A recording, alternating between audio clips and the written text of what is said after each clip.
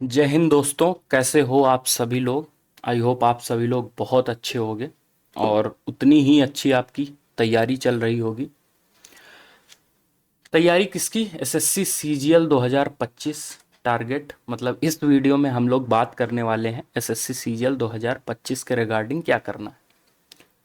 क्या करना है क्या इस वीडियो में हम मैथ की सीजीएल 2024 के प्री में जो hard shift, one of the hard shift 18 September shift 3, उसको हम लोग सॉल्व करेंगे। अब हार्ड शिफ्ट लेने के पीछे का रीजन क्या है? रीजन ये है कि हार्ड शिफ्ट हम सॉल्व करेंगे तो हमें पता चलेगा कि हमारा एक तो जो प्रिपरेशन है उसका लेवल क्या है, और इन केस अगर हमारे शिफ्ट में हार्ड या मॉडरेट शिफ्ट आती है तो उस केस में हम पैनिक ना हो, उससे कैसे डील करें, ये चीज़ हम आज के वीडियो में सीखेंगे। मैथ को हम ऐसे ही जो सेट वाइज है करने वाले हैं। ये प्रैक्टिस करने का बेस्ट तरीका है। ठीक है, तो सबसे पहले हम ये देखेंगे कि जो सॉल्व करने का अप्रोच है, क्योंकि हार्ड शिफ्ट से ही हमें पता चलता है कि हम टाइम को रिड्यूस करने के जो तरीके हैं उन पे काम कैसे करें, उनको अप्लाई कैसे करें। मैं खुद भी सिलेक्टेड हूँ, फर्स्ट अटेम्प्ट में सिलेक्शन लिया है सीजीएल में, तो मैं आपको बता सकता हूँ। ठीक है, तो क्वेश्चन के थ्रू हम समझेंगे कि हम क्या इस वीडियो के थ्रू लर्निंग लेने वाले हैं। तो सबसे पहले ही क्वेश्चन की बात करते हैं। ये आपके सामने फर्स्ट क्वेश्चन है। हर क्वेश्चन को आप वीडियो पॉज करके कोशिश करो खुद से सॉल्व करने की, और या फिर आपने पहले सॉल्व किया होगा ये सिर्फ, तो फिर तो आपके लिए ज़्यादा समझ आएगा कि क्या मैं कहना चाह रहा हूँ, क्या समझाना चाह रहा हूँ। ठीक है, तो इस क्वेश्चन की ही अगर हम बात करें तो क्या क्वेश्चन दिया हुआ है कि an investor invested 2 lakh in shares. ठीक है, the share rose by 18% on the first day. तो 18% पहले दिन बढ़ा है, जितना भी उसने इन्वेस्ट किया था वो 18% बढ़ा। Fell by 15% second day, and then fell by 3% on the third day.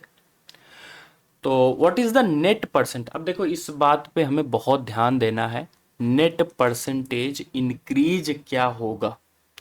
Net percentage increase पूछा है तो हमें क्या करना है? ऑप्शन पे जाना है। मैं आज एक चीज आपको समझा देता हूं कि एसएससी का एग्जाम आप दे रहे हो, ठीक है, कोई भी क्वेश्चन आप पढ़ते हो, इवन मैथ के केस में ज़्यादा है कि मैथ का क्वेश्चन आप पढ़ते हो, आप सबसे पहले पढ़ने के बाद ऑप्शन को जरूर देखो। ये मैं अपना एक्सपीरियंस आपको बता रहा हूँ कि हम लोग ऑप्शन देखते नहीं हैं और सॉल्व करने लग जाते। ऑप्शन देखेंगे तभी तो हमें एक क्लियर डायरेक्शन मिलेगी कि हमें क्वेश्चन को सॉल्व कैसे करना है, किधर क्वेश्चन जा रहा है, क्या पूछ रहा है, हमें वो सॉल्व करना है। जैसे इसी क्वेश्चन में अगर आप तुरंत सॉल्व करने लग जाओगे तो हो सकता है आप क्या करो, 2 लाख सबसे पहले, यहाँ तो वैल्यू बहुत सिंपल दी हुई है, तो आप क्या करोगे, ये 2 लाख दिया हुआ है, इसका 118% हम क्या करेंगे, फिर उसके बाद 15% क्या है गिरा है, तो ये 85/100, उसके बाद 3% गिरा है तो 97 ये जनरल अप्रोच है इस क्वेश्चन को सॉल्व करने की। और हम फिर सॉल्व करेंगे, फिर उसके बाद देखेंगे कितना डिक्रीज हुआ, हो सकता है परसेंटेज निकालने लगे। पर हमसे क्वेश्चन में वो नहीं पूछा। हमसे क्वेश्चन में परसेंटेज में कितना चेंज है वो पूछा है। तो फिर चाहे यहाँ 2 लाख है, 2 करोड़ है, 2.5 लाख है, क्या फर्क पड़ता है? ठीक है, तो इस बात से तो हमें कोई मतलब ही नहीं है। अब इस क्वेश्चन को सॉल्व करने का देखो, परसेंटेज का क्वेश्चन है, एसआई और सीआई में भी पूरा खेल परसेंटेज का ही है। मैं एक चीज पहले समझाता हूं कि कोई भी परसेंटेज का क्वेश्चन है, दो तरीके हमें सॉल्व करने के लिए होते हैं।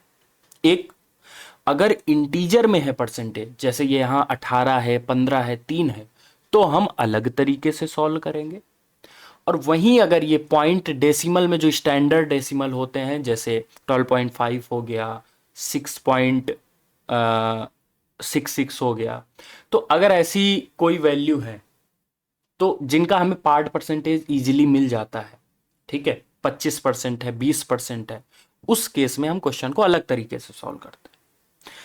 तो यहां पे हम क्या चीज सॉल्व करने वाले हैं, मैं एक फॉर्मूला आपको बताना चाहता हूं, क्योंकि 3% का सक्सेसिव इंक्रीज या डिक्रीज हो रहा है। क्वेश्चन क्या है कि देखो, इंक्रीज हुआ है 18% का, डिक्रीज उसके बाद 15% का, और फिर 3% का डिक्रीज हुआ है। ठीक है, तो हमें क्या है, यहाँ 3 बार बोल दिया। एक तो तरीका क्या, आप इस चीज को भी क्या अगर मल्टीप्लाई करा ले गए तो आपका आंसर आ जाएगा। पर अगर हमें ये बात पता होगी क्या, जो कि मैं हमेशा बताता हूँ, सीआई में भी ये चीज़ समझाता हूँ, परसेंटेज में भी समझाता हूँ, कि इफेक्टिव परसेंटेज निकालना आपको आना चाहिए। इफेक्टिव परसेंटेज का 3 अगर वैल्यूज दी हैं तो फॉर्मूला क्या होता है, मान लेते हैं ये ए है, ये बी है, ये सी है। अब यहाँ इंक्रीज हो रहा है तो हम ये मान के चलेंगे कि प्लस का ए है, ट्रीट करेंगे उसको, और बी अगर ये डिक्रीज हो रहा है तो ये हमें माइनस का हो गया। होता क्या है, हमें सबसे पहले तीनों वैल्यूज को ऐड करना होता है। ये हमारा वो वैल्यू है जो आगे आएगा। उसके बाद डेसिमल, उसके बाद क्या आता है, उसके बाद हमारा आता है A B plus B C plus C A. ये आपको ऐसे देखने में हो सकता है कि लगे कि लेंदी है या कुछ है, पर इस चीज को अगर एक बार आपने अप्लाई करना सीख लिया तो बहुत जल्दी सॉल्व हो जाएगा क्वेश्चन। उसके बाद जो आपके 2 डेसिमल बाद फिर से जो वैल्यू आएगी वो ए बी सी आएगी। मतलब मैं आपको एक चीज ऐसे समझाना चाहता हूं, मान लेते हैं 5% 3 बार कोई चीज इंक्रीज होती तो क्या होता, तो एक बार तो जोड़ देंगे तीनों को, तो 5 + 5 + 5 मतलब यहाँ पे 15 हो गया।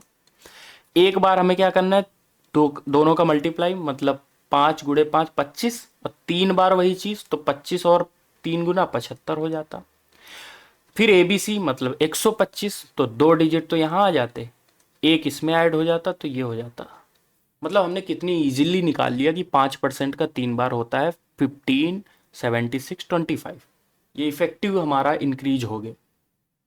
ऐसे ही अगर हमें इस वैल्यू के लिए अब सॉल्व करना होता तो कौन सी बड़ी बात थी, यहाँ पे हम जोड़ते 18 - 15 - 3, जो कि ये वैल्यू तो 0 हो गई भाई। अब सारा खेल इस पे आ गया। तो ए बी मतलब 18 × 15।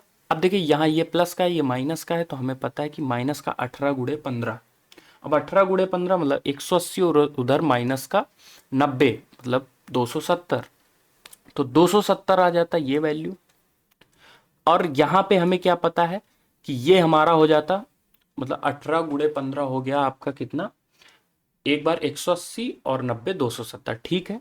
बीसी हमारा कितना हो जाता, बीसी हमारा हो जाता प्लस का कितना, यहाँ पे हो जाता 45, 15 × 3, और ये 54, मतलब यहाँ से माइनस का 9 और आ जाता, माइनस का 9 और आ जाता तो 279।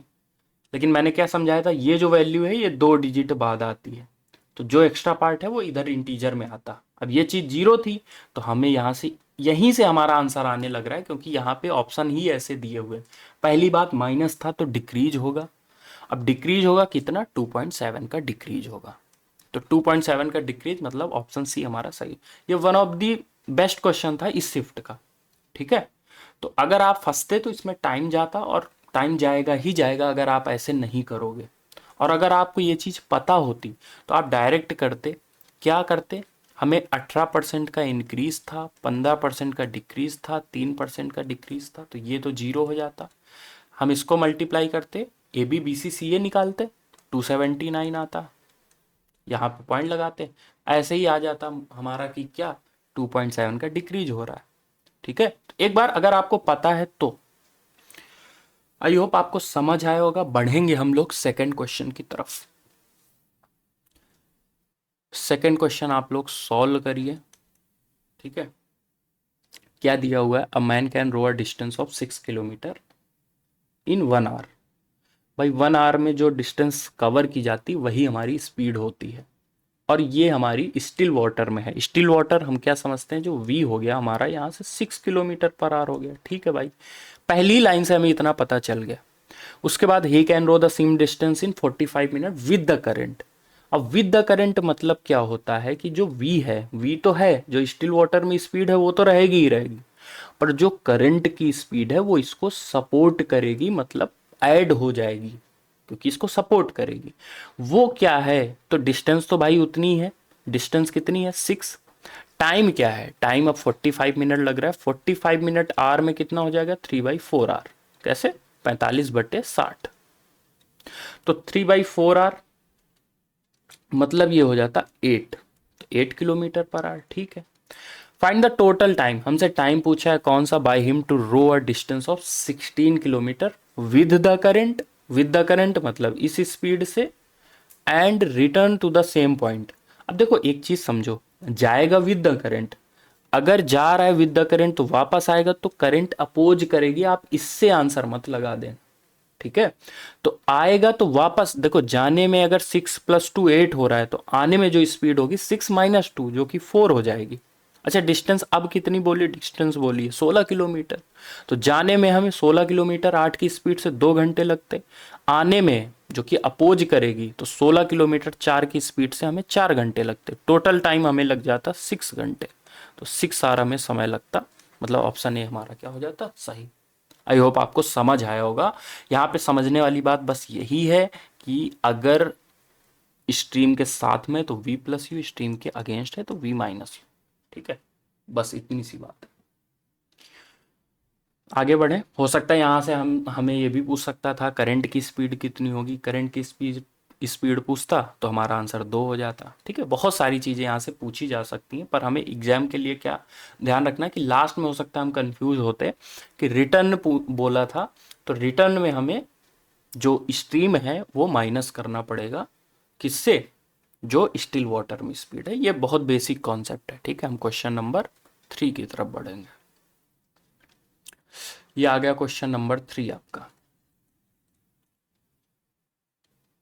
क्वेश्चन नंबर 3, अब देखो एक चीज समझो, आप कभी भी जो रूट में क्वेश्चन आते हैं ना, तो आप रूट तो पहले बात तो भूल जाया करो, रूट देखना ही नहीं हमें, रूट भूल गए, उसके बाद हम देखेंगे कि कैसे क्वेश्चन सॉल्व होगा, फिर रूट अप्लाई कर देंगे, ठीक है। तो यहाँ पे क्या दिया हुआ था, sine square 26 plus sine square 64। अब स्क्वायर दिखता है, साइन दिखता है, तो हमें ये पता होता है साइन स्क्वायर कॉस स्क्वायर बन सकता है, जो कि यहाँ पे क्या दिया हुआ था कि साइन 64, साइन स्क्वायर 64। अच्छा साइन स्क्वायर 64 क्या हो सकता है, साइन स्क्वायर 64 को हम कॉस स्क्वायर 26 भी तो लिख सकते हैं, क्यों, क्योंकि 64 प्लस 26 होता है 90, तो ये दोनों कॉम्प्लीमेंट्री होते हैं, तो भाई इक्वल होगी वैल्यू। ये बात हमें पता है कि साइन थीटा और कॉस अल्फा अगर इक्वल है, मतलब थीटा प्लस अल्फा क्या होना चाहिए 90 डिग्री, जो कि है यहाँ पे, तो हमें पता है कि ये चीज हमारी कुछ और नहीं, ये कॉस स्क्वायर 26 डिग्री है। सेम नीचे भी यही चीज, आप देखो नीचे क्या है, कॉस स्क्वायर 32 और कॉस स्क्वायर 58, तो ये चीज कुछ और नहीं, ये साइन स्क्वायर 58 है, ठीक है। तो अभी हम क्या समझ सकते हैं, 9 अगर कॉमन करते तो sine square theta cos square theta क्या होता है, 1 होता है, तो ये तो 1 हो गया, और यहाँ पे क्या था 36 नीचे आते तो 32 माइनस यहाँ पे 7, सेम वही 1 हो जाएगा cos square plus sine square. और फिर इस चीज को सॉल्व करें तो यहाँ देखें 36 + 9 45, 32 - 7 25। अब यहाँ पे क्या है, ये चीज 5 से डिवाइड करेंगे 9/5, लेकिन रूट में पहले ही दिया हुआ था, अब हम रूट देख लेंगे कितना आ रहा है, तो 9 3 हो जाएगा, ये √5 हो जाएगा। ऑप्शन देखें, ओ भाई, तो ऑप्शन, एक चीज समझिए आप, ऑप्शन क्यों ऐसे हैं, एक चीज ये होती है मैथ में कि जो डिनोमिनेटर होता है उसमें हम इरेशनल वैल्यू नहीं रखना चाहते, तो नहीं रखना है तो भाई √5 से ऊपर नीचे मल्टीप्लाई करा दो, तो ये आपका 5 बन जाएगा, ये 3√5 हो जाएगा, ठीक है। तो 3√5 5/5 होता तो हमारा ऑप्शन ए सही हो जाता, ठीक है। तो बढ़ेंगे हम लोग क्वेश्चन नंबर 4 की तरफ। बहुत इजी क्वेश्चन है, अगर आपको फॉर्मूला पता होता तो आप इस क्वेश्चन को मात्र 5 से 10 सेकंड में टिक करके आगे बढ़ जाते हैं। कैसे, यहाँ पे पूछा है average of first 25 natural number. अच्छा एवरेज होता क्या है भाई, तो एवरेज होता है सम अपॉन नंबर ऑफ ऑब्जर्वेशन, जो भी हैं वैल्यूज हैं। अच्छा ये चीज जो नेचुरल नंबर के लिए होती है ना, मतलब एवरेज हमें निकालना है, हमें सम पता होना चाहिए, और सम का फॉर्मूला हमें पता है, ये हम एपी पढ़ते हैं तो बहुत डीप में पढ़ते हैं, पर अभी मैं आपको समझाऊं कि n नेचुरल नंबर अगर हैं तो उनका सम कितना होगा भाई, n/2, n+1। तो हमसे तो एवरेज पूछा है, एवरेज पूछा है तो n से डिवाइड कर दे भाई, तो ये चीज क्या हो गई कैंसिल, मतलब एवरेज जो होगा वो n+1/2 होगा। यहाँ पे 125 नंबर थे तो ये 126/2 मतलब 63, ये हमारा आंसर हो जाता, ठीक है ना। अब एक चीज और यहाँ समझिए, इवन और ऑड के केस में क्या होता है, अगर ये इवन होता और ये ऑड है तो उस केस में क्या होगा। देखिए इवन होता ना, तो जो आपका सम होने वाला है वो सम आपका होगा n, मतलब n इंटू n+1। ये 2 क्यों कैंसिल होगा, क्योंकि यहाँ पूरे में 2 से मल्टीप्लाई होगा। यहाँ पे ऑड के केस में क्या होने वाला है, ऑड के केस में n इंटू एन, ये सम है भाई। तो हमें एवरेज, अगर इस 125 हमें इवन नंबर का एवरेज पूछता तो हम क्या करते, सीधा n+1 कर देते, बात खत्म, मतलब 126। ऑड होता तो ये हो जाता 125 ही रहता।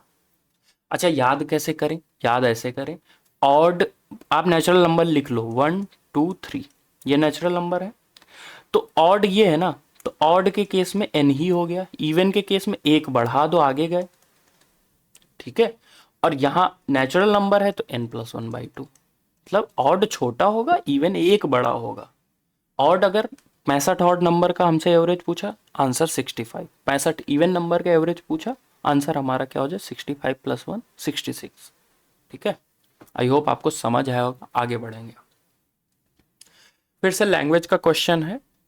If we extend a chord infinitely on both side, तो भाई कॉर्ड को, ये हमारी कॉर्ड होती है, ठीक है, कह रहे दोनों साइड बढ़ा दें, तो भाई बढ़ा दो दोनों साइड, तो वो कॉर्ड क्या बन जाती है। अरे भाई ये तो बहुत सिंपल सी बात हो गई। इसको हम क्या बोलते हैं, टेंजेंट तो बोलते नहीं, नॉर्मल बोलते नहीं, डायमीटर बोलते नहीं, तो क्या बोलेंगे, सीकेंट ही बोलेंगे। तो ऐसे भी क्वेश्चन आ जाते हैं। ऐसे क्वेश्चन में एक चीज मैं समझाना चाहता हूँ कि एग्जाम में होता है, सिली मिस्टेक हो जाती है। हम क्वेश्चन पढ़ते हैं, तुरंत हो सकता है लगा दें, क्योंकि हमें एक क्वेश्चन और ऐसे आता है, मुझे शायद याद है, ये कॉर्ड है और अगर कॉर्ड सेंटर से जा रही है, तो कॉर्ड सेंटर से जा रही है तो उसको क्या बोलेंगे, तो भाई जो सेंटर से कॉर्ड जा रही है वो हमारी डायमीटर होती है, ठीक है। तो ऐसे क्वेश्चन थोड़ा ध्यान से पढ़ो और तुरंत आंसर आ जाएगा, ठीक है। ये क्वेश्चन में क्या सेकेंड आंसर हो जाएगा। आगे बढ़ेंगे हम लोग, क्वेश्चन नंबर हमारा ये कौन सा हो जाएगा, 4 था ये, 5 6, ये सॉल्व करिए। ठीक क्वेश्चन है, क्या है, two equal circle pass through each other centre, if radius of each circle is 13 centimeter then what is the length of the common chord। ठीक है, बहुत स्टैंडर्ड का क्वेश्चन है, ये आता रहता है क्वेश्चन। मींस क्या बोला है कि दो सर्कल है, एक सर्कल ये, इसका सेंटर अगर ये है ना, तो दूसरा सर्कल जो है ये इसके सेंटर से जा रहा है और पहला वाला वो उसके सेंटर से जा रहा है। तो भाई ये जो सेंटर से किनारे तक की डिस्टेंस होती ना, यही तो हमारी रेडियस होती। तो ये चीज़ तो सेम हो गई। कितनी बोला है ये हमें बोला है कितना, 13। हमसे पूछा है कॉमन कॉर्ड। अच्छा कॉमन कॉर्ड ये होती है आपकी, तो हमसे पूछा कॉमन कॉर्ड की लेंथ। ये दोनों जो है ना ये इक्वल होते हैं, मतलब इसको हम हाफ हाफ कर लेते हैं। अगर हम ये जान गए तो हम ये तो निकाल ही लेंगे। अच्छा यहां से देखें तो ये चीज भी हमारी रेडियस है, मतलब ये r है, ये r/2 है। हमें ये पता चल जाए तो हम अपना आंसर निकाल लेंगे। ऐसे क्वेश्चन आते रहते हैं। अभी यहाँ सेंटर से पास हो रहा है, बाद में सेंटर से नहीं पास होगा, उस केस में भी हमें निकालना होगा। तो एक बार आप एक चीज समझ लो कि यहाँ पे अगर हमसे पूछा, यहाँ तो डायरेक्ट हम लगा देंगे पाइथागोरस थ्योरम, हमारा आंसर आ जाएगा, ठीक है। दूसरा केस क्या है कि अगर हमें ये मान लो क्वेश्चन है और यहाँ पे हमसे क्या पूछा है, कॉमन कॉर्ड की लेंथ पूछी है। कॉमन कॉर्ड की लेंथ, एक मिनट, कॉमन कॉर्ड की अगर हमसे लेंथ पूछी है और ये सेंटर से नहीं जा रहे हैं, तो उस केस में हम देखते हैं कि हमें क्या क्या दिया हुआ है। सेंटर के बीच की अगर डिस्टेंस दे दी ना तो भी हम निकाल लेंगे, ठीक है। तो कुछ ना कुछ वो देगा। हमें क्या है, क्वेश्चन के हिसाब से चलना है। यहाँ पे हमें ये 13 दे दिया, ये 13/2 दे दिया। तो आपको भी पता होगा कि ऐसे ही हम सॉल्व कर लेते हैं कि यहाँ पे क्या है, 13 को भूल जाओ, ये हाइपोटेनियस है, हाइपोटेनियस के स्क्वायर में हम x²/2 है तो 4 घटाएंगे, अंडर रूट ले लेंगे। तो यहाँ से 4x² मतलब 3x² बचेगा, √3x और 4 का हो गया 2। तो ये हमारा क्या हो जाएगा, यहाँ से √3x/2। अब √3x/2 मतलब यहाँ 13 रख दो, और यहाँ पे हमें कॉमन कॉर्ड पूछा था जो कि इसका डबल होगा, तो 2 से 2 कैंसिल, मतलब 13√3। ऑप्शन सी हमारा इस क्वेश्चन के लिए क्या हो जाता, बिल्कुल सही। ठीक है, तो एक तरीका और हम लोग लगा सकते थे। हम लोग ध्यान से देखें ना तो ये क्या चीज बन जाता है भाई, कभी भी अगर सेंटर से एक दूसरे के सर्कल जा रहे हैं तो ये इक्विलेटरल ट्रायंगल बन गया। मतलब ये भी आर, ये भी आर, ये भी आर। हमसे क्या पूछा, कॉमन कॉर्ड। ये चीज हमें पता है कि ये चीज तो फिर हाफ जो है कॉमन कॉर्ड का, वो हाइट हो गई इक्विलेटरल ट्रायंगल की, और हाइट हमें पता है √3। अब जो भी साइड है /2, और यहाँ पे हमें क्या है, टोटल कॉमन कॉर्ड, तो 2 से मल्टीप्लाई करते हैं √3r। मतलब हम डायरेक्ट आंसर ऐसे क्वेश्चंस का कर सकते हैं। कभी भी हमसे बोला है, मान लो ये बोलता कि 7.5 रेडियस के दो सर्कल एक दूसरे के सेंटर से जाते हैं, तो उनके कॉमन कॉर्ड की लेंथ क्या होगी, तो 7.5 √3। समझ रहे हैं क्यों? इसका रीजन है कि ये इक्विलेटरल ट्रायंगल बन जाता है। ठीक है, तो नेक्स्ट क्वेश्चन की तरफ बढ़े। नेक्स्ट क्वेश्चन हमारा 7 नंबर, फिर से सर्कल का क्वेश्चन है, और find the area of the sector where the radius of the circle is this and length of the arc is 7। अच्छा, यहाँ पे नॉर्मल पूछता कि रेडियस दे दी थी, नॉर्मल हमसे पूछता एरिया क्या है, तो हम निकाल लेते क्योंकि हमें आंसर पता है, वो है πr²। यही तो होता है फॉर्मूला। लेकिन हमसे सेक्टर का पूछा है, कभी भी आपको सेक्टर का पूछता है तो या तो वो एंगल दे दे भाई, एंगल अगर दे देगा, हमें क्योंकि पता है कि ये जो एरिया होता है ये होता है 360 डिग्री एंगल पे। अब जितना एंगल देगा उतने का हम एरिया उससे निकाल देंगे मल्टीप्लाई करके। पर यहाँ वो नहीं दिया, यहाँ आर्क की लेंथ दी। अच्छा, आर्क की लेंथ दे या एंगल दे, बात एक ही है, क्योंकि यहाँ पे आर्क की लेंथ और टोटल आर्क की लेंथ से हम कंपेयर कर देंगे।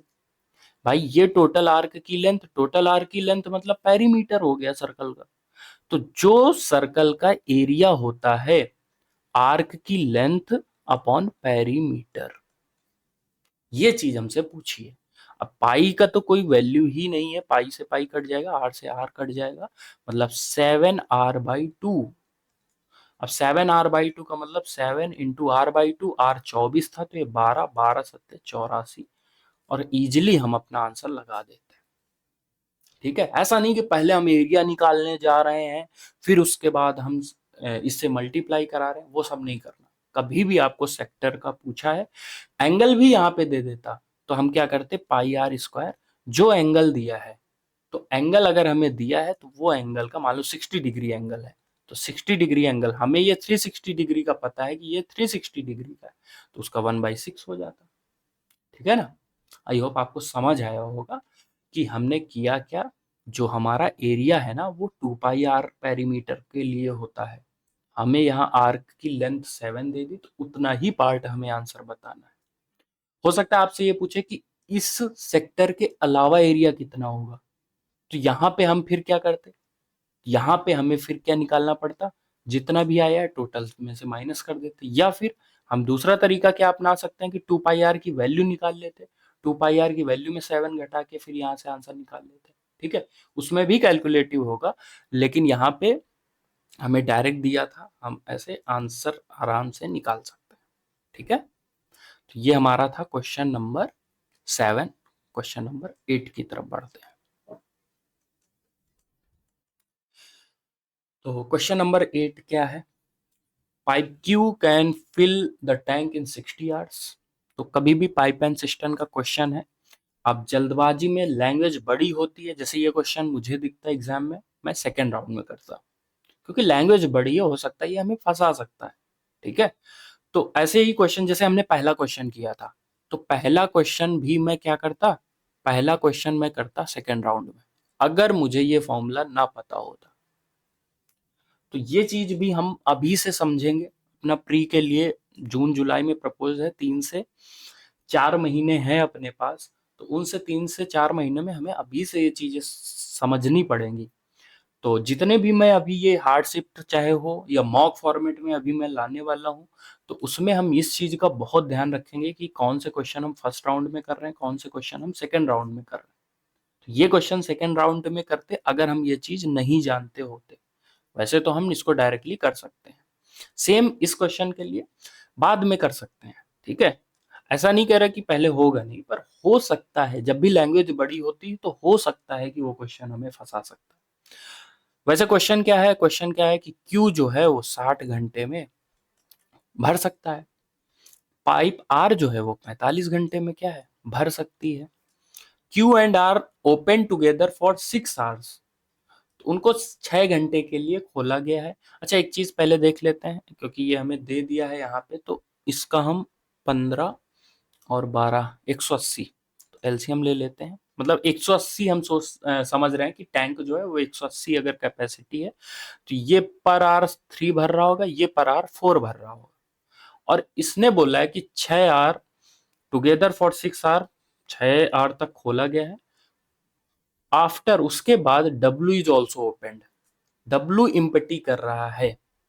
मतलब क्या है कि जो डब्ल्यू है वो खाली करने वाला पाइप है, तो वो तब तक, मतलब 6 घंटे बाद खोल दिया जाता है, फिर डब्ल्यू क्या है, तीनों चलते रहते हैं और डब्ल्यू खाली कर देता है। इसका मतलब डब्ल्यू की कैपेसिटी या खाली करने की जो पावर है वो ज्यादा है।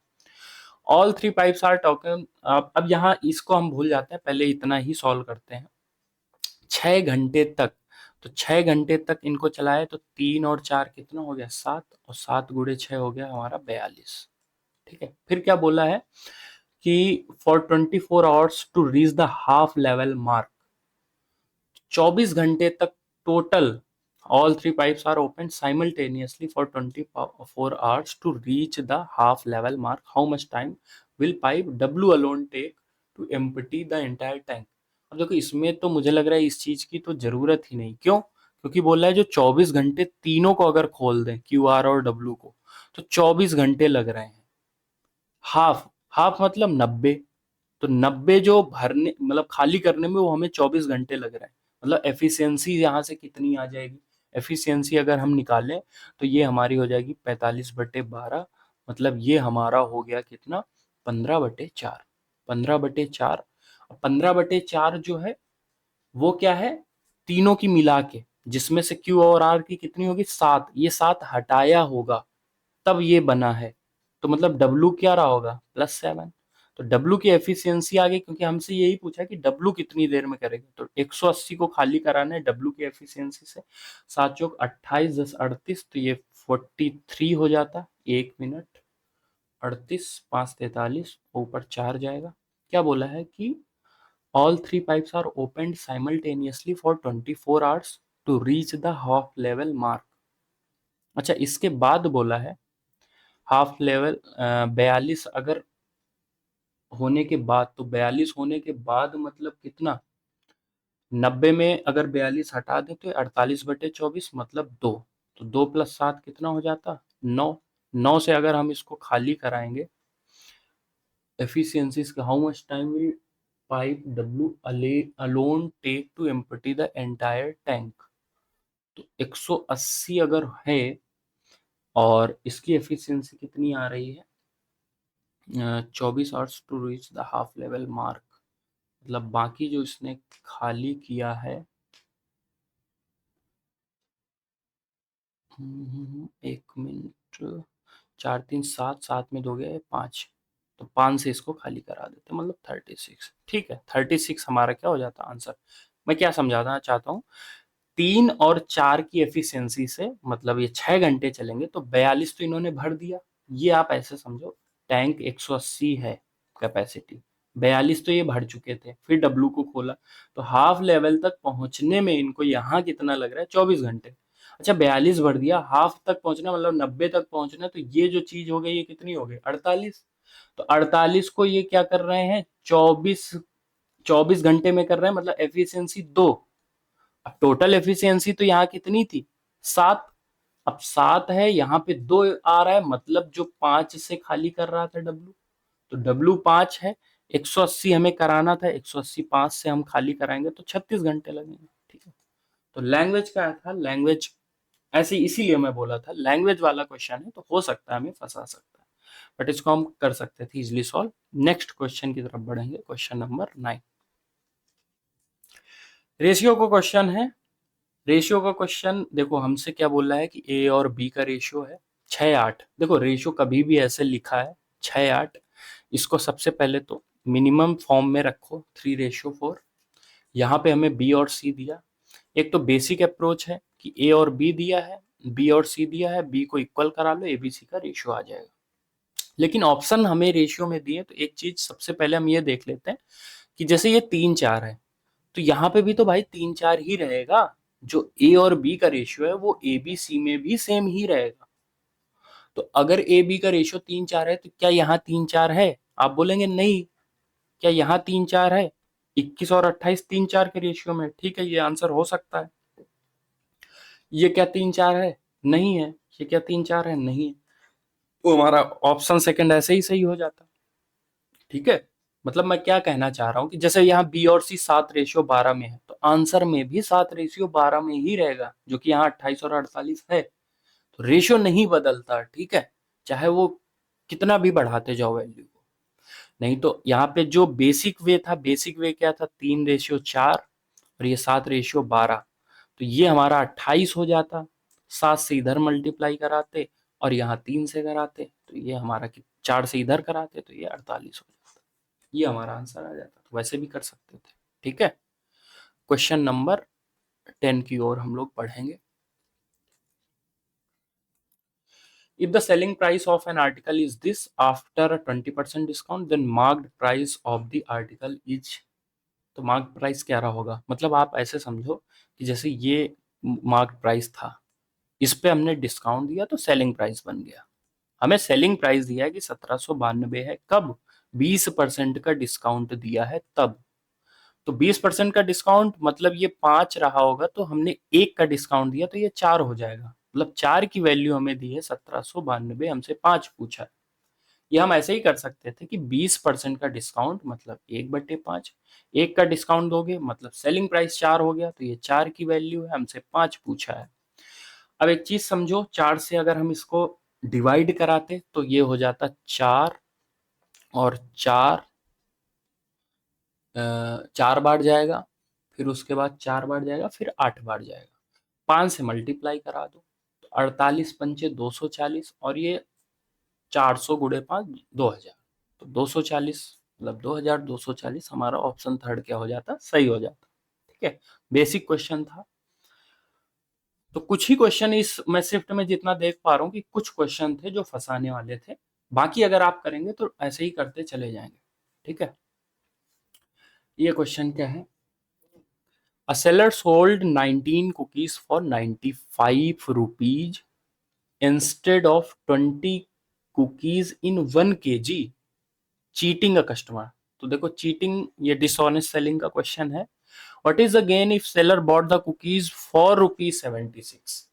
मतलब जो उसने बॉट किया है ना, जो खरीदा है ना, वो उसने कितने में खरीदा है और बेच कितने में रहा है, ये हमें समझना है। तो पहली चीज तो कि वो 76 का खरीदा है और बेच कितने का रहा है? 95 का। तो ये इसका प्रॉफिट मार्जिन हो गया डायरेक्ट कि 4:5 में वो बेच रहा है। लेकिन इतना ही नहीं है, वो चीटिंग भी कर रहा है। क्या कर रहा है कि 19 कुकीज दे रहा है इंस्टेड ऑफ कितना? 20 कुकीज। देनी कितनी थी? 20 कुकीज, दे 19 रहा है, मतलब वो एक का सीधा सीधा प्रॉफिट ले रहा है। तो ये हमारा 19 हो गया, ये हमारा यहाँ कितना हो गया? अच्छा, व्हाट इज अगेन? सीधा रुपीज में पूछा है, परसेंटेज में नहीं पूछा है, तो हम यहाँ उस वैसे ही निकाल लेते हैं कि इसका गेन कितना होगा। तो 76 से 95 में गया, तो यहाँ पे कितना? सब 19 का तो ऐसे ही हो गया, 19 का इंक्रीज ये हो गया, और एक कुकीज का उसको फायदा मिल रहा है, एक कुकीज को उसको डायरेक्ट फायदा मिल रहा है। तो बाकी कुकीज मतलब जो 95 की उसने बेची है ना, कितनी cookies? 95 for cookies 90 instead of 20 cookies in cookies for. तो 76 की अगर उसने 20 कुकीज खरीदी थी, तो एक कुकीज का रेट कितना आ जाएगा? एक का आ जाएगा 3.8। तो एक कुकीज का उसको फायदा मिल रहा है, मतलब 22.8 टोटल उसका जो प्रॉफिट होगा। मतलब ऑप्शन 3 इसके सही हो जाता। आई होप आपको समझ आएगा। यहाँ पे परसेंटेज में नहीं पूछा था, परसेंटेज में पूछता तो बहुत इजी हो जाता इसको सॉल्व करना। वैल्यू में पूछा है, देखिए आप ऐसे समझिए कि 76 का खरीदा और 95 का बेचा, तो आप कहेंगे 19 का तो ऐसे ही फायदा ले लिया। फिर वो क्या कर रहा है? फिर वो एक कुकीज कम दे रहा है, एक कुकीज का फायदा और ले रहा है। ठीक है, तो कैसे ले रहा है, 20 कुकीज उसने खरीदी कितने की, 76 की, तो एक कुकीज का रेट हमने निकाल लिया 3.8 का, तो वो हमने और फायदा ऐड कर दिया, मतलब 22.8 रुपीज का फायदा हो गया। ठीक है, ये हमारा क्वेश्चन नंबर 11 था। इसके बाद हम सॉल्व करेंगे क्वेश्चन नंबर 12। अब देखिए ये क्वेश्चन फिर से हमें लैंग्वेज बड़ी दिख रही है। अगर लैंग्वेज बड़ी है हम क्वेश्चन को सेकंड राउंड में करेंगे, थर्ड राउंड में करेंगे, फर्स्ट राउंड में अटेम्प्ट नहीं करना है। कभी भी हार्ड शिफ्ट आएगी आपको टाइम लेके जाएगा, अपने पास एग्जाम में इतना समय नहीं होता है। रीजनिंग भी होती है, जीएस भी होती है, इंग्लिश भी होती है। ठीक है, एक बार हम सब कुछ अटेम्प्ट करेंगे। ये स्ट्रैटेजी मैं एक अलग वीडियो में आपको समझाऊंगा कि पेपर को, पूरा पेपर हमें जो है वो कैसे अटेम्प्ट करना है। ठीक है, बट मैथ टफ आती है तो वो टफ आए या ना आए, मेरी जो हम लोगों की अप्रोच होगी वो हमेशा यही होगी। ठीक है, कि इजी क्वेश्चन पहले करो, उसके बाद हम टफ क्वेश्चन पे जाएंगे, या जिनकी लैंग्वेज बड़ी है, जिनमें कोई फिगर नहीं दिया हुआ है, ज्योमेट्री का क्वेश्चन है, वो सारे हम जानते हैं कि कहाँ टाइम लग सकता है, उनको हम पहले अटेम्प्ट में नहीं जाएंगे। ठीक है, तो Aman borrows a sum of 1,92,000 at the rate of 15%। At the end of the first year इतने रुपीज दे दिए हैं उसने। पहली बात तो सिंपल इंटरेस्ट है, तो कोई प्रॉब्लम नहीं है, simple interest is as simple as that of principal amount borrowed.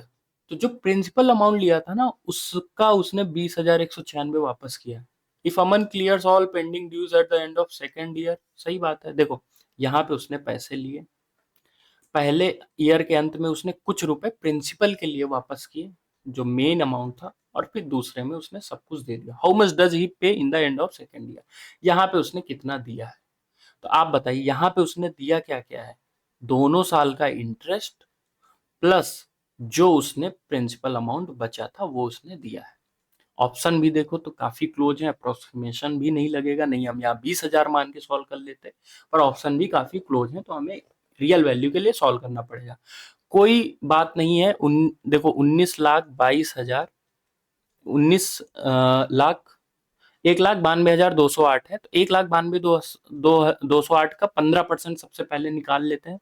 तो 15 × 8 = 120 हो गया, 12 हो गया, तो ये 1, 15 × 2 = 30, 3, 35, 13, 28। तो ये वैल्यू आ गई हमारी। यहाँ पे हम क्या करेंगे, 1,92,000, ठीक है। तो हमारा 28,000 जो है 831, ये हमारा इंटरेस्ट आ गया, इंटरेस्ट आ गया पहले ईयर का।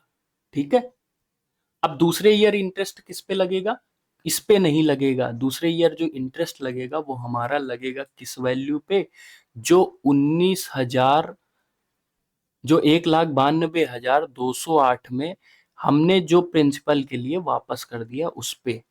प्रिंसिपल वापस कर दो, ये 2 यहाँ बचेगा, 1 बचा, 0, 2, 7, यस, मतलब 1,72,000। अब देखो ये वैल्यू तो हमें वापस करनी पड़ेगी eight the end of second year, ये इंटरेस्ट वापस करना पड़ेगा, लेकिन 15% का, और इस पे इंटरेस्ट, तो सीधा हम 115 की वैल्यू निकाल लेते हैं। 115% ही तो हुआ ना ये, तो हम 115 की सीधा वैल्यू निकाल लेते हैं। 115 मतलब क्या होता है, ब्रेक करेंगे 5 और 23 में, तो पहले 5 से सॉल्व कर लेते हैं। 5 से हम इसको क्या करेंगे, मल्टीप्लाई, तो 5 दूनी 10, एक बचा, ये 6, 0, 5 दूनी 10, ये 6, 8, ये हो गया। अब इसको हम 23 से मल्टीप्लाई कराएंगे, 23 से मल्टीप्लाई कराएंगे तो क्या होगा, 0 हो गया। 23 से मल्टीप्लाई कराएंगे तो ये हमारा 138, मतलब 8, यहाँ से 13, फिर 138, यहाँ से 8, यहाँ पे 13, अब 13 बचा है, तो यहाँ पे हो 184, 184 और 13 हो गया 197। मतलब यहाँ से हमें 19,78,000, ये 138 रुपए वापस करने पड़ते, प्लस ये वाला इंटरेस्ट 28,000, तो जोड़ दो यहाँ पे 28,831। आई होप आपको दिख रहा होगा। तो ये 9, 6, 9, 8, 8, 16, ये 0, ये 0, 1 मिनट, ये 9, 6, 9, 8, 8, 16, हासिल 1 मिनट, 138 रुपए। तो 8, ये 3 1 4, 4 8 8 16, हासिल 1, ये 6 2, मतलब 22,066 और 48, ये हमारी वैल्यू आ रही। अप्रोक्सीमेशन में पूछा था, ये हमारा आंसर, चौथा ऑप्शन क्या हो जाता आंसर। तो कैलकुलेटिव क्वेश्चन था, ठीक है। आई होप आपको समझ आया होगा कि क्या किया उसने। यहाँ पे हम लोग गलती क्या करते, गलती ये करते कि जो ये वैल्यू है ना, ये हम सीधा इसमें माइनस कर देते, कब, इंटरेस्ट निकालने के बाद।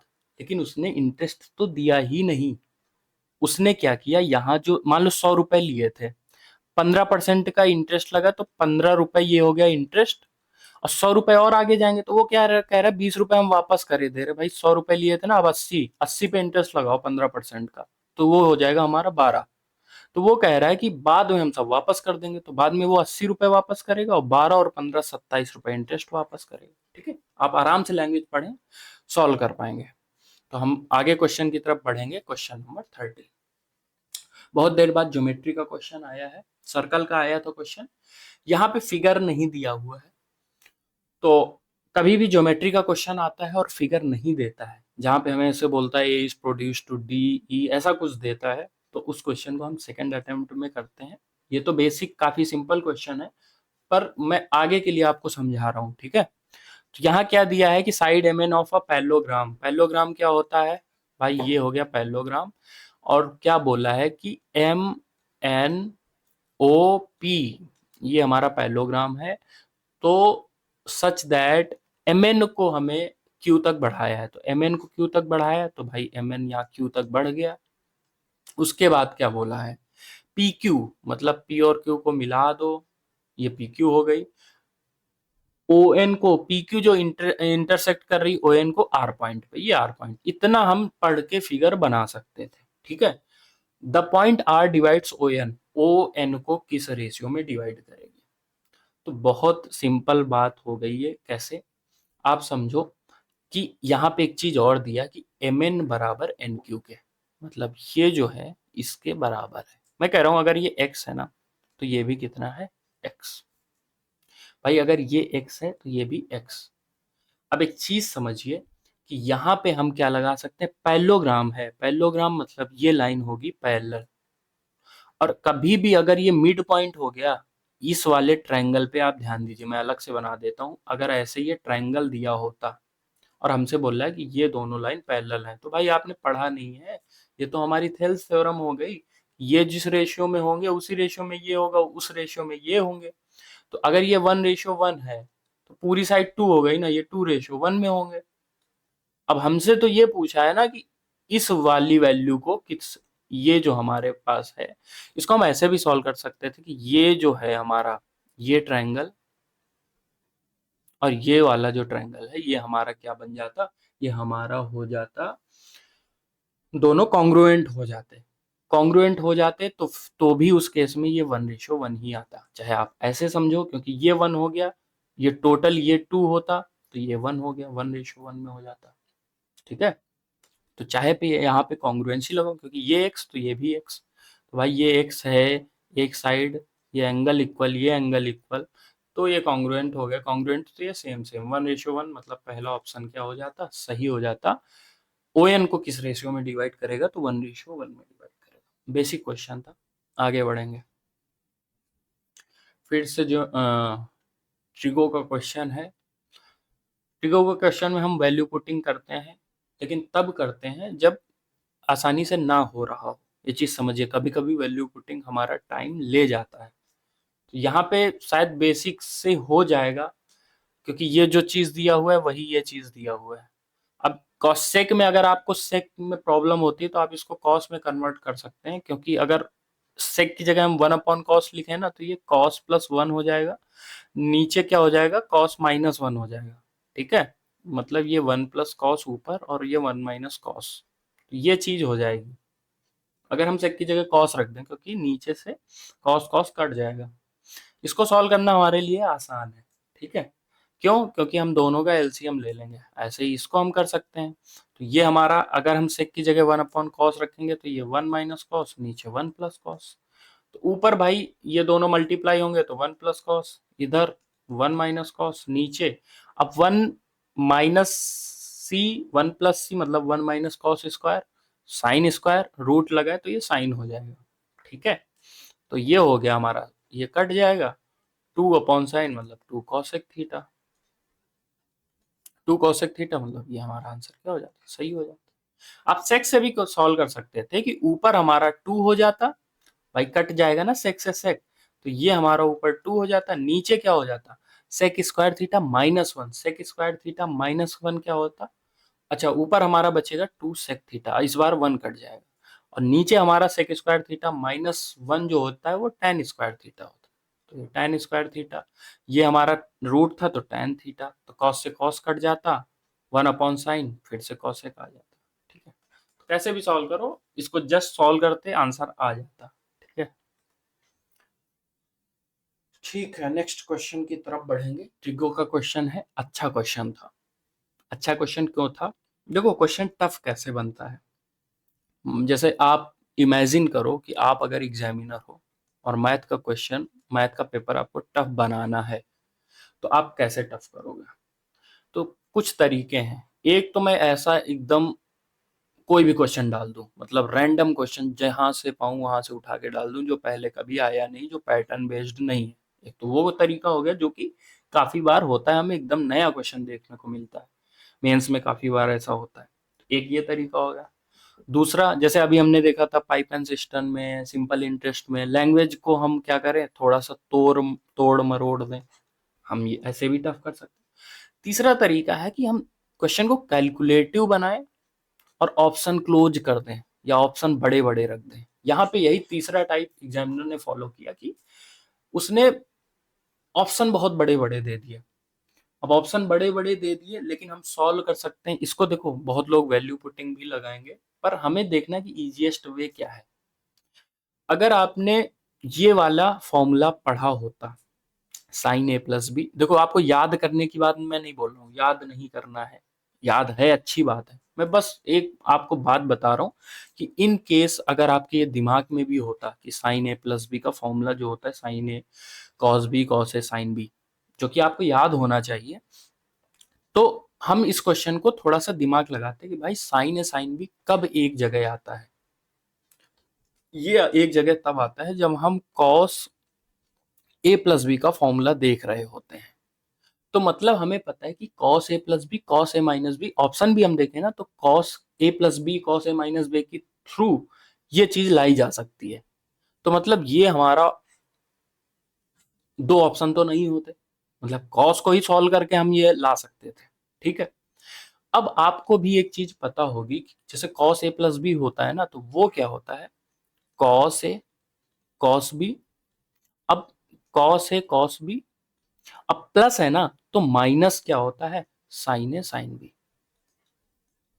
अब यहां पे हम क्या करें, cos a + b, मतलब इस चीज को आप सॉल्व करके देख लो कि भाई cos a + b, फिर माइनस करेंगे, माइनस के केस में प्लस हो जाता है, तो प्लस हो जाएगा, तो यहाँ क्या हो जाएगा cos a cos b, और minus minus plus sin a sin b, तो यहाँ तो ये चीज कट जा रही है।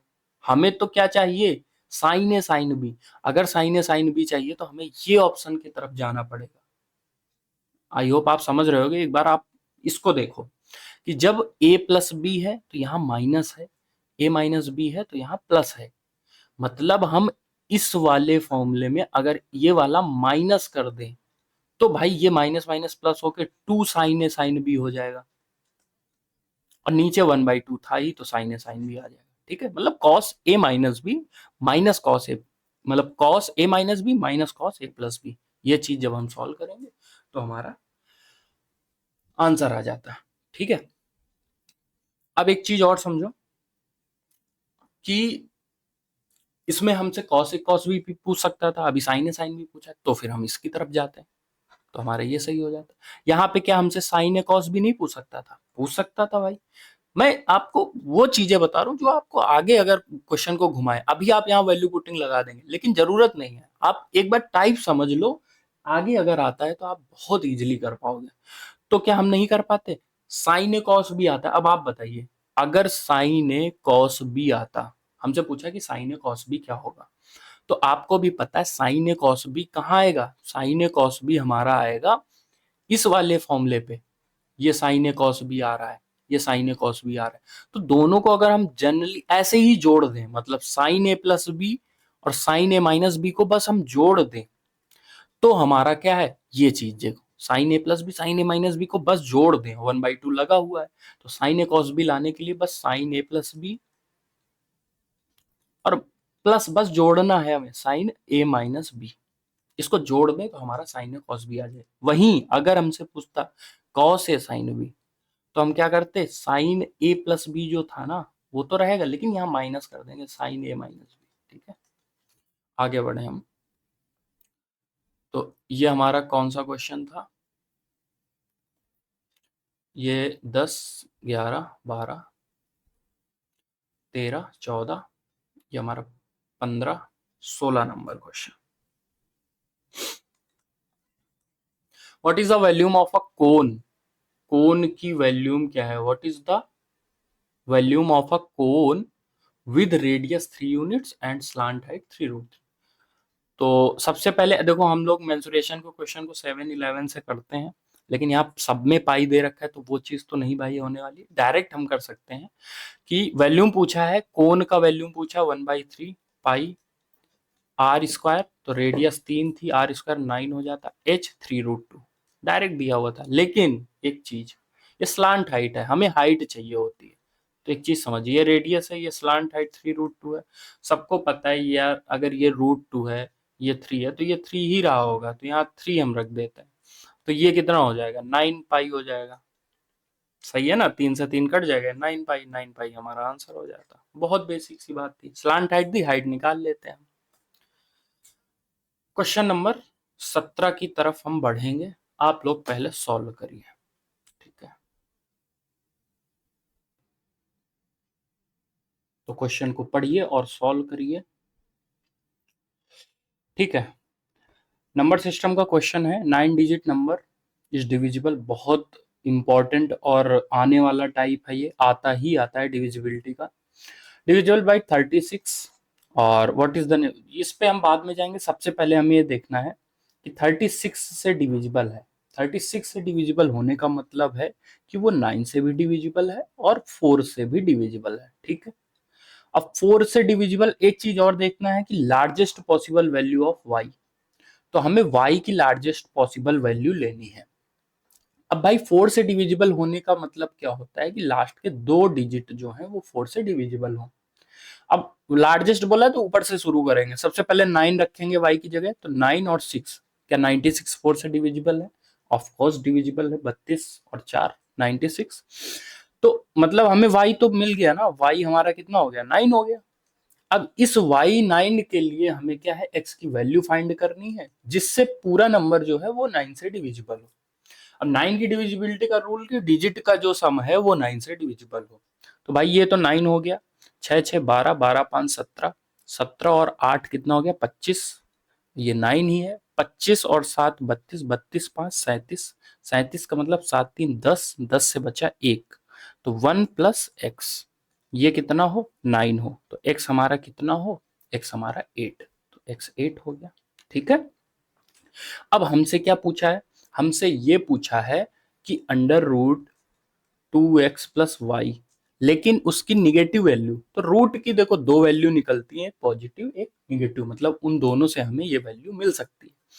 तो यहाँ पे हमें क्या बोला था, x कितना है 8, 8 2 जा कितना हो गया 16, और 16 + 9 कितना होता है 25, तो यहाँ से प्लस का 5 और माइनस का 5, निगेटिव वैल्यू 5 माइनस का 5, मतलब फर्स्ट ऑप्शन क्या हो जाता, सही। ठीक है, नॉर्मल क्वेश्चन था, आगे बढ़ेंगे। फिर से लैंग्वेज का क्वेश्चन है, तो लैंग्वेज का क्वेश्चन होता तो हम क्या करते, फर्स्ट अटेम्प्ट के बाद सॉल्व करते। ठीक है, तो अभी तो करते हैं, Anna and Ben each have a collection of marble. ठीक है, if Anna give 1 marble to Ben then both have, तो देखते हैं कि इसके पास, अन्ना के पास ए मार्बल है और बेन के पास बी मार्बल है। बोला है कि अन्ना गिव 1 मार्बल टू बेन, तो अन्ना एक मार्बल दे देता है किसको, बेन को, तो बोथ है इक्वल नंबर ऑफ मार्बल। तब इक्वल नंबर ऑफ मार्बल हो जाते दोनों के पास, कब, जब बेन को एक मिल गया है। तो पहली इक्वेशन तो ये हो जाती कि a माइनस बी जो है वो 2 हो जाता, इक्वेशन ही बनानी है। Conversely if Ben gives 1 marble to Anna, मतलब Ben gives 1 marble to Anna, तो एक इसको दे दिया, किसने? बेन ने। Then she will end up, कौन? Ben. She will end up with 3 times the number of marble that Ben has, तो बेन के पास जो है ना उसका 3 टाइम्स उसके पास होते। इसको एक बार देख लो कि यहां से हमारा कितना आ जाएगा, जो इक्वेशन होगी वो 3a, और इधर से आएगी क्या? माइनस बी इक्वल टू कितना? माइनस का 2। तो इसको हम क्या करेंगे, इसमें से माइनस कर देंगे, तो 2a जो हो जाएगा वो हमारा -4, ए हमारा कितना हो गया? 1 मिनट। ये इसमें से हम क्या कर देंगे? माइनस, तो 2a 1 minute, 3a minus B जो होगा वो 2 होगा प्लस का। हाँ ठीक है, तो हम क्या कह रहे हैं कि इसमें से इसको माइनस कर देंगे, तो ये हमारा कितना हो जाएगा? 0। 1 मिनट। क्या बोला है कि अन्ना ने 1 दिया बेन को, तो दोनों के पास इक्वल हो गए, तो यहाँ से a माइनस बी 2 आ गया। ठीक है। Conversely Ben gives 1 marble to Anna, तो बेन ने एक दिया है किसको? अन्ना को, a+1। She will end up 3 times the number of marble that Ben has, तो 3 टाइम्स हो गया। यहाँ से इक्वेशन हो गया कि b-3a जो है वो 2 है। यहाँ से क्या है कि a माइनस बी जो है वो 2 है। तो यहाँ से क्या हो जाएगा कि दोनों को अगर हम ऐड कर दें, 1 मिनट, कुछ तो प्रॉब्लम है। दोनों को अगर हम ऐड कर दें, तो दोनों को ऐड करेंगे तो b से b कट जाएगा, माइनस का 2a जो है वो 4 आएगा, तो a माइनस का 2। 1 मिनट, माइनस कैसे आ सकता है? फिर से देखते हैं। अन्ना और बेन, यदि अन्ना बेन को 1 देता है, तो अन्ना मतलब a-1, बेन को तो दोनों के पास समान संख्या में होंगे। ठीक है, बेन को 1 मिल गया, b+1 हो गया। इसके विपरीत बेन अन्ना को 1 देता है, तो b-1 अन्ना के पास 1 हो गया। वह बेन की तुलना में 3 गुना मार्बल्स रखेगा, तो बेन की तुलना में 3 गुना मार्बल्स रखेगा, तो 3 है। ओके, तो हमें इसका 3 टाइम्स करना पड़ेगा, तभी हमारा क्या इक्वेशन सही होगी। ठीक है, तो ये हमें पता है कि a माइनस बी जो है वो 2 हो गया। यहां से हमारा हो जाएगा a-3b जो है ना वो माइनस का 2, तो a माइनस का 3b। इसको इसमें से माइनस कर देंगे तो 2b जो है वो 4, तो b हमारा कितना? 2। पूछा क्या था? टोटल पूछा था। b के पास 2 हैं, तो b के पास 2 है, तो a के पास कितने रहे होंगे? What is the total marbles both have, यहाँ से तो सही है ना। a माइनस बी जो आया वो 2 आया, और यहाँ कितना आया है? a-3b, a-3b और ये -3, तो ये 4 होगा। 1 मिनट, ये हमारा कितना होगा? 4, और ये 4 होगा। अब हमने यहाँ पे क्या किया है? इसको इसमें से माइनस, फिर से एक बार आपको देखो, a माइनस बी जो है हमारा वो यहाँ से आ रहा था 2। दूसरे केस में बोला है कि जब बेन जो है 1 देता है किसको? अन्ना को, तो उसके पास जो है बेन के तुलना में 3 गुना ज्यादा होता है, तो बेन की तुलना में 3 गुना ज्यादा होता है, मतलब ये हो गया। तो 3b -3, तो इधर माइनस ही आ जाएगा और उधर जाएगा, तो ये 4। यहाँ से कितना दिया है? a माइनस बी जो है वो कितना है? 2, तो b हमारा यहाँ से कितना आ जाएगा? 3। b 3 आ गया, तो a हमारा कितना हो जाएगा? 5, तो a प्लस बी कितना? 8। ठीक है, तो हमें इक्वेशन बनानी थी, फिर सॉल्व करना था, आ जाएगा आंसर। ठीक है, उसके बाद सिंप्लीफाई द गिवन एक्सप्रेशन। बहुत सिंपल है भाई, ये हमारे यहाँ क्या दिया है? 2x का स्क्वायर, 9y मतलब 3y का स्क्वायर, और 2 इंटू 2x 3y, मतलब ये कुछ और नहीं, a माइनस बी का फॉर्मूला ही है। तो 2x माइनस 3y का क्या है? Whole square. नीचे क्या है? ओके, इसने क्या किया है मैं बताऊं, यहाँ पे क्या किया है इसने? 2x 3y माइनस 2x दिया हुआ है। ओके, और ऊपर जो है वो 3 माइनस 2x। तो यहाँ पे एक चीज तो है, इसको कंफर्म करना पड़ेगा कि y बड़ा होगा या x, तभी हम इस यहाँ से हम इसका स्क्वायर लिख पाएंगे। तो अगर हम यहाँ से ये लिखेंगे कि 3y माइनस 2x का क्या है? स्क्वायर है, तो नीचे से 3y माइनस 2x कट जाएगा, तो बचेगा कितना, 3y माइनस 2x। ऑप्शन पे भी डिपेंड करेगा।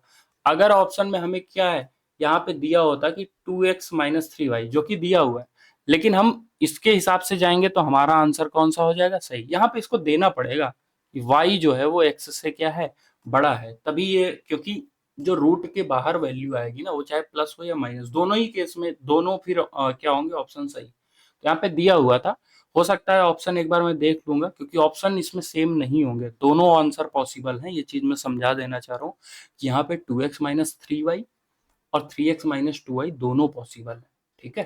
तो यहाँ पे कितना हो गया, 3y माइनस 2x, दोनों की साइड हम जा सकते हैं। एक बार मैं इसको फाइनल आंसर किसे देखूंगा। एक दो क्वेश्चन और बचे हैं, जैसे ये क्वेश्चन दिया हुआ है, क्यूब का क्वेश्चन है, तो सॉल्व कर सकते हैं। यहाँ पे क्यूब दिया तो इसका क्यूब ही कर देते हैं ना, सीधा क्यूब इसका कर देंगे तो 27a cube plus 8b cube और प्लस 3 इंटू कितना, 3 इंटू 3a और इंटू 2b और फिर से वही 27, उसका क्यूब 27 का क्यूब। ये चीज हमें यहाँ दे रखी थी कितना, 1458। तो हमसे यहाँ से हमें क्या मिल जाएगा, यहाँ से हमें मिल जाएगा 3 इंटू 3 इंटू 2, ये पार्ट आप अलग कर लो, 27, और ये ए बी। अब यहाँ अब 27 का क्यूब कैसे निकालें, ठीक है। 27 का क्यूब आता होता तो फिर क्या ही बात थी, तो नहीं आता होगा तो हम निकाल सकते हैं। वैसे निकालने की जरूरत अगर नहीं है, क्योंकि हमें 1458 माइनस करना है। 27 का क्यूब वैसे, एक मिनट, 27 का क्यूब 24,683, एक बार निकाल लेते हैं, क्योंकि 9 का क्यूब हो गया 729 और 3 का क्यूब, तो इसमें मल्टीप्लाई बस करा लेते हैं। एक बार 9 का मल्टीप्लाई और करा लेते हैं,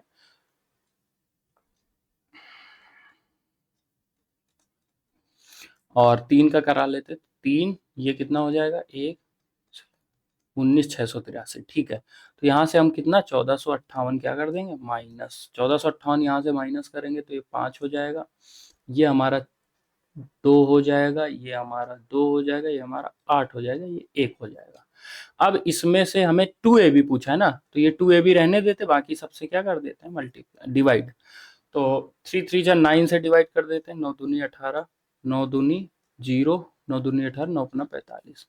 फिर से अभी 27 से, तो फिर से 9 से, 9 दूनी 18, 9 दूनी 18, 9 अपना फिर से अभी 3 से कर देते, तो 3 से करेंगे तो 3 7 21, 3 25 15, 75 हमारा आंसर हो जाता, ठीक है। तो कैलकुलेशन थी, सॉल्व कर सकते थे हमने ऑप्शन को। वैल्यू ऑफ दिस, ये तो बहुत बेसिक क्वेश्चन हो गया। हमें यहाँ से शुरू करना है, तो ये 5 माइनस 5 हुआ तो ये 24, 24 में 8 से डिवाइड तो 3, तो पहले ब्रैकेट ही सॉल्व करेंगे। ये माइनस का 30 हो गया यहाँ से, और 9, 9 3 कितना हो गया, 12, 12 30 में गया 18, माइनस का 18 हमारा आंसर हो जाता, ठीक है। आगे बढ़ेंगे, शायद हो गए हैं डीआई के क्वेश्चन, एक वीडियो में हम सेपरेट सॉल्व करेंगे अलग से। तो आई होप आपको समझ आया होगा, समझ आया होगा कि एग्जाम में अगर अपनी शिफ्ट टफ होती है, तो उस केस में कुछ ही क्वेश्चन होते हैं जो टफ होते हैं, जो फंसाने वाले होते हैं। तो हमें एक चीज ध्यान रखना है कि जो टफ क्वेश्चन है या जिनकी जो लैंग्वेज है, अगर हमें नहीं समझ आ रही है, तो उनको हम क्या करें, सेकेंड राउंड में, थर्ड राउंड में करें, ठीक है। दूसरी चीज क्या हमें समझ आई, कि हमें जो ओवरऑल अर्थमेटिक एडवांस सब पे कमांड करनी है, ठीक है। क्वेश्चन जब टफ आते हैं तो सबसे ही टफ आते हैं, हमें ये नहीं पता ना किस टॉपिक से टफ है। हम मान लो ये समझ रहे ज्योमेट्री का क्वेश्चन टफ होता है, ट्रिग्नोमेट्री टफ होता है, नहीं, ऐसा नहीं है। लैंग्वेज के बहुत अच्छे अच्छे क्वेश्चन आ सकते हैं, ठीक है। तो कोई भी क्वेश्चन टफ हो सकता है। तो अगर हम ये फर्स्ट सेकंड राउंड लगाएंगे तो उससे क्या होगा कि हम टाइम अपना जो है वेस्ट नहीं करेंगे, ठीक है। तो आई होप आपको सारे क्वेश्चन समझ आए हुए होंगे। कुछ ही क्वेश्चन थे जो ट्रिकी थे, मैंने समझाने की पूरी कोशिश करी है। एक वीडियो में हम लोग स्ट्रैटेजी अलग से डिस्कस करेंगे कि सीजीएल के प्री के लिए हमें सब्जेक्ट वाइज कैसे प्लान करना है। मेरा जो एक्सपीरियंस है वो मैं शेयर करूंगा। तो और वो हम नेक्स्ट वीडियो में करेंगे। बाकी जो और हार्ड शिफ्ट है, अगर आपको अच्छा लगा, आप चाहते हैं कि ऐसे ही हार्ड शिफ्ट जो 2024 में 2023 में आई थी वो आप मैं करा दूं, तो आप हमें कमेंट में बताओ, मैं आपको वो सारे करवा के दूंगा। ठीक है, बाकी हम मॉक फॉर्म में करने वाले होंगे आगे, जिससे हमारी प्रैक्टिस हो एग्जाम में हम कैसे सॉल्व करें क्वेश्चन। अभी तो मैंने काफी चीजें समझाई हैं, क्योंकि बेसिक बता रहा हूं, आगे चल के हम जब बेसिक समझ जाएंगे तो चीजों को बहुत जल्दी करेंगे। ठीक है, तो आई होप आपको समझ आया होगा। मिलते हैं नेक्स्ट वीडियो में, तब तक के लिए जय हिंद, गुड बाय।